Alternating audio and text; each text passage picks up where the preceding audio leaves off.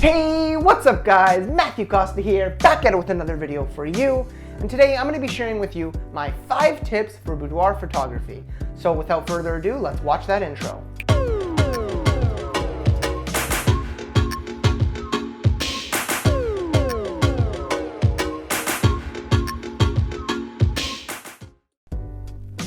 Okay, so we're back after that intro. 5 tips for boudoir photography. What are they? Well, let's start with the first one. Number 1, first tip for boudoir photography is to keep your model or client, whichever it may be, comfortable and feeling relaxed. Now, there's a few different ways to do this, and really this is going to boil down to your personality and your style of shooting. However, if you want a more detailed kind of tips and tricks for this, you can check out this video here on how to deal with a nervous client. So that's it. That's pretty much the simple. The first tip, you just want to make sure your client is comfortable, relaxed, they're not nervous, because that's going to make the shoot flow and that's going to make the images so much better. Let's move on to tip number 2. Make your client or model laugh. Make them smile. Because when they laugh, their smile is going to be genuine. You know, when you tell someone to smile, you wind up with something like this. And that's not very nice. Nobody needs to see that. That's not appealing. It's a fake cheesy smile. Doesn't work. But when you get someone to laugh, when you get someone to laugh, their smile is genuine. Their eyes perk up like that, whereas a fake smile is usually just the cheeks. You can see the difference. And what's amazing about that is if you get them to laugh and then go click, click, click, click, click, you take a couple pictures. That frame where you get that perfect smile right in the middle of their laugh, it's gonna be gorgeous. And those are the images I love to capture. I like to call them in-between moments because they're in between shots. They're in between conversation pieces. They're in between whatever else is normally going on. I'm secretly capturing those moments in between the whole chaos of the photo shoot. And those are the moments that create the best, most stunning images. Smiles are key.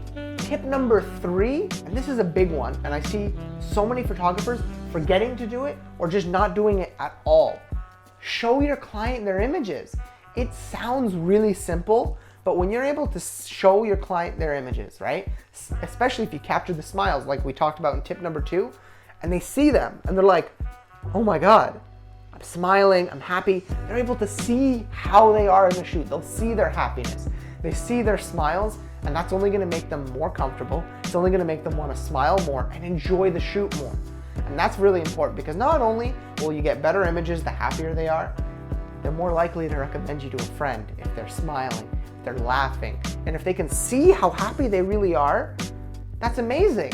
It means I'm doing my job correctly because that's why I'm shooting this in the first place, is to help people feel better. So if you can show them that, yeah, they are feeling better, they are beautiful, they can see these images, they see themselves in a way that they don't normally see themselves. Like, wow, yeah, I am sexy, I am beautiful. That's an amazing thing. And that's gonna stay with them potentially for the rest of their life. Less dramatically, it'll stay with them for a while. And that's a huge, important thing to, why I'm shooting this in the first place, right? Okay, tip number 4, and this is another one that seems obvious, but again, I see so many photographers not do, is don't be afraid to change it up. Get creative. Oftentimes when we shoot something, we have the same go-to poses. We have the same, style. We always shoot it the same way, and eventually a lot of our images start to look the same to each other. Yeah, the person might have changed or the location or something, but really they're all the same picture, just with different pieces. Get out of that, break that habit, snap it in half, because what I want you to do is force yourself, change it up, get creative. I notice this with myself. I almost always, for whatever reason, shoot with my light on the, oh God, what side is it? Is it the left or the right? I always get confused. I always shoot with the light on the right side of the model for whatever reason. So I gotta remind myself, change it up. Put the light on the left side, put it above, put it behind. Putting the light behind is a really good creative thing for boudoir because it highlights the curves and the silhouette of the body. That's a free tip bonus right there for you guys. But change it up, get creative. Do what you don't normally do, because you're never gonna learn unless you do that. Break out of your comfort zone, get creative, because that's why we're photographers, right? We're creative people. So be creative, tell a story, change up how you shoot, and I promise you, you're gonna see amazing, amazing images, and you're gonna learn a lot so that your next shoot will be even better.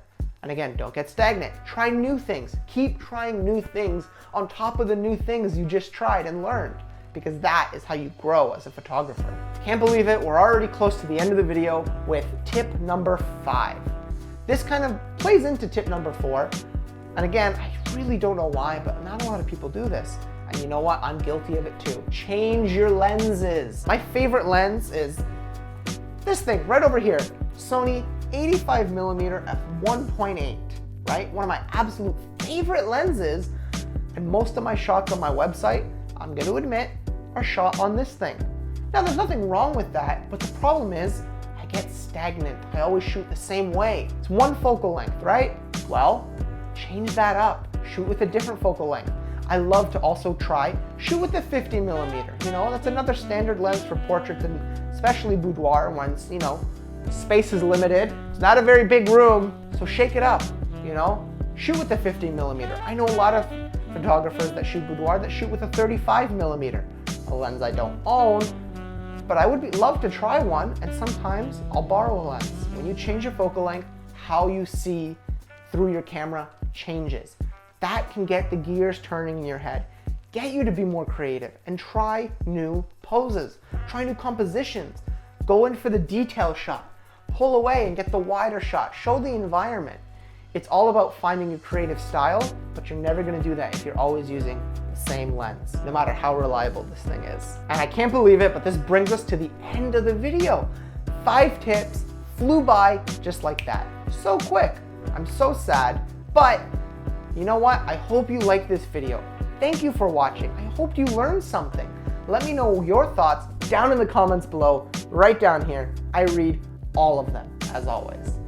Again, thank you for watching. If you like this video, please be sure to leave a like down below. Hit that like button.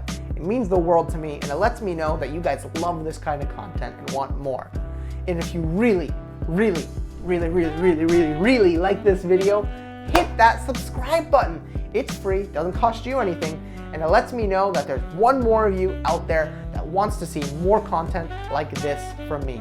Keep in mind, I release photography and filmmaking videos every single Sunday, sometimes on Wednesday too, so you don't want to miss out. Anyways, this has been Matthew Costa, and what the hell are you doing here? Get out there and create.